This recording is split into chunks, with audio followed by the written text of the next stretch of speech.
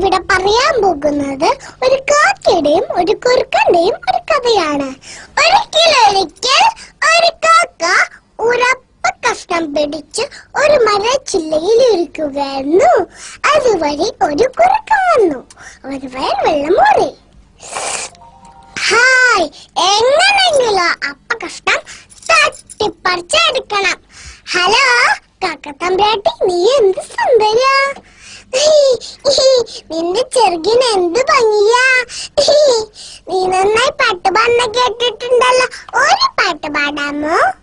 അതെല്ലാം വിശ്വസിച്ചിട്ടുള്ള അവിടെയായി കാക്ക ഒന്നുകൂടി ഞെളിഞ്ഞിരുന്നു. അപ്പൊ കുറുക്കൻ പറഞ്ഞു, നിന്റെ പാട്ട് ഒന്നും കൂടി കേട്ടോട്ടെ. കാക്ക പാടാനായി വായി തുറന്നു. അപ്പ കഷ്ണം താഴെ വീണു. ഓടിച്ചെന്ന കുറുക്കൻ ആ അപ്പ കഷ്ണം എടുത്തോണ്ട് ഒരു മൂളിപ്പാട്ട് പാടി അവിടെ സ്ഥലം വിട്ടു. കാക്കയ്ക്കാണെങ്കിലും സങ്കടം വന്നു. കൂട്ടുകാരെ, ഇതിലൊരു ഗുണപാഠമുണ്ട്. വെറുതെ പുകഴ്ത്തുന്നവരെ വിശ്വസിക്കാൻ പാടില്ല. നന്ദി, നമസ്കാരം.